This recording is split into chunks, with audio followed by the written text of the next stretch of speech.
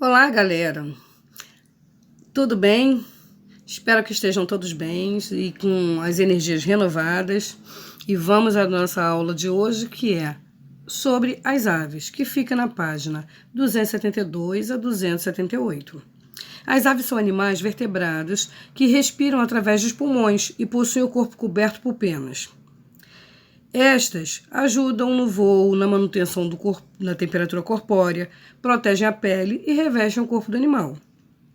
Uma novidade evolutiva nas aves é o fato de elas serem endotérmicas ou homeotérmicas, ou seja, capazes de manter constante a sua temperatura corpórea, independente das variações do meio ambiente.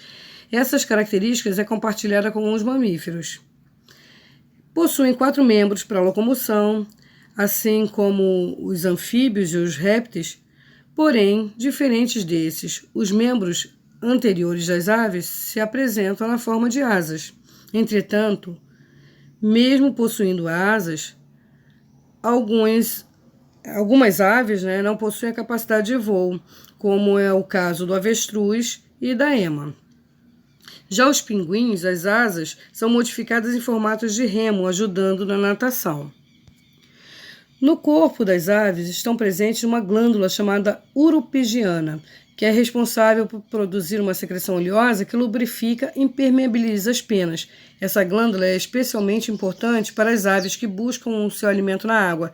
Não sei se vocês já perceberam, quando aves ficam bicando o rabinho, ali é que está a glândula uropigiana.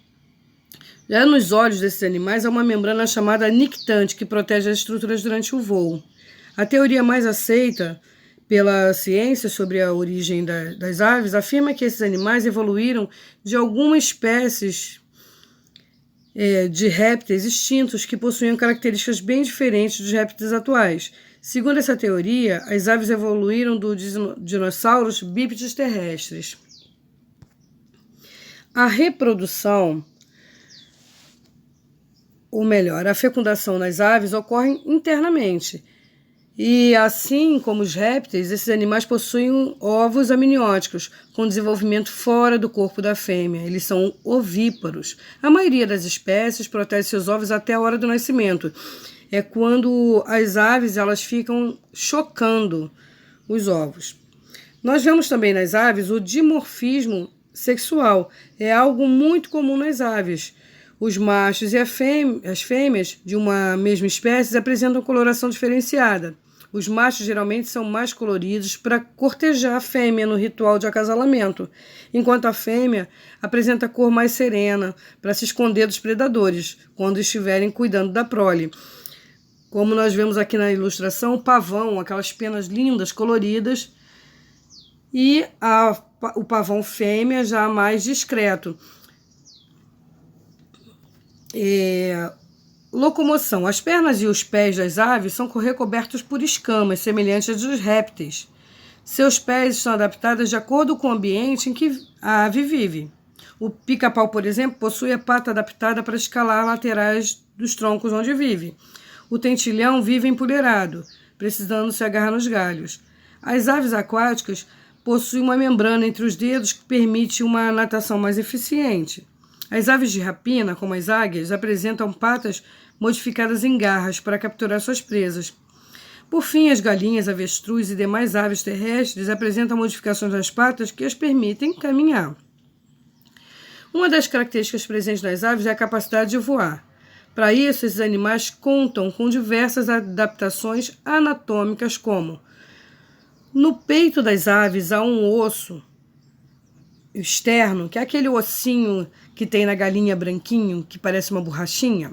Então, ele é chamado de externo. Ele tem um formato de quilha, onde se inserem músculos potentes, o que permite a movimentação das asas. Também existem os ossos porosos, que são chamados de ossos pneumáticos, o que torna o esqueleto desses animais mais leve. Tem também os sacos aéreos nos pulmões, a ausência de bexiga urinária e a ausência de dentes. Tudo isso ajuda a ficar mais leve o corpo da ave. A alimentação as aves possuem diferentes formas de alimentação. Isso só foi possível graças à adaptação dos bicos desses animais. Há uma grande diversidade de formas dos bicos que permite quebrar sementes, agarrar insetos, tirar o néctar das flores, entre outros. Nós vemos aqui nessa ilustração vários tipos de bico. A alimentação desses animais é bem diversificada. Algumas espécies, como pomba juriti, são herbívoras, alimentando-se apenas de frutos e sementes. Outras são carnívoras, como o gavião, que se alimentam de animais menores. Há também espécies onívoras, que se alimentam de sementes e de vertebrados. O sistema digestório é formado pelo bico, faringe, esôfago, estômago, proventrículo, moela, intestino delgado, intestino grosso, secos e cloaca, além dos órgãos acessórios, que é fígado e pâncreas, que auxiliam na digestão. A moela é responsável pela trituração dos alimentos, já que esses animais não possuem dentes. O proventrículo é o estômago químico, ou seja, neles os alimentos sofrem a ação de diversas enzimas. Em algumas aves, o esôfago possui uma porção dilatada, que é o papo, que armazena temporariamente o alimento. No intestino ocorre a digestão parte da digestão química e absorção dos alimentos. Os secos estão localizados entre o intestino delgado e o grosso. Neles estão presentes micro-organismos que auxiliam na digestão das fibras vegetais. A cloaca é responsável por eliminar o material não digerido. Além do sistema digestório, a cloaca também participa do sistema excretor e reprodutor. A respiração das aves ocorre através dos pulmões. Seu sistema respiratório é formado pelas narinas, laringe, traqueia, siringe, que é o órgão vocal, pulmões e sacos aéreos. Estes têm a função de ventilar ar para os pulmões, conferindo maior suporte de auxílio e deixando os animais mais leves e permitindo o voo. As aves que emitem os sons provocados pela siringe são conhecidas como aves canoras.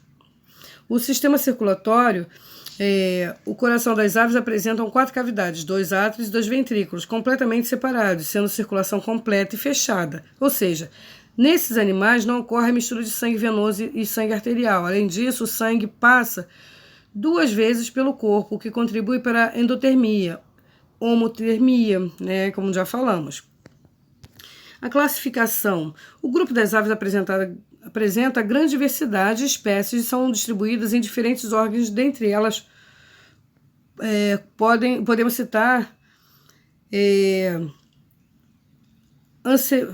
anseriformes, que são as aves aquáticas, apodiformes, aves de tamanho pequeno, como o beija-flor, columbiformes, que são aves com bicos elevados na base e na ponta, que são as pombas domésticas, falconiformes, que são as águias e falcões, galiformes, são a galinha e codorna, passeriformes, o canário e o joão de barro, psittaciformes, papagaio e araras, reiformes, ema e avestruz, speniciformes, que são os pinguins.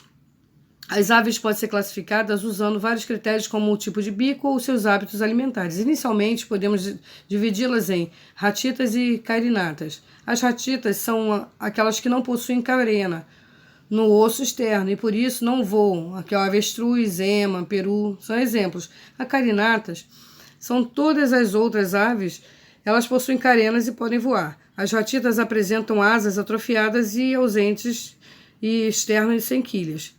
E as carinatas apresentam asas bem definidas e externos com quilha. Nessa aula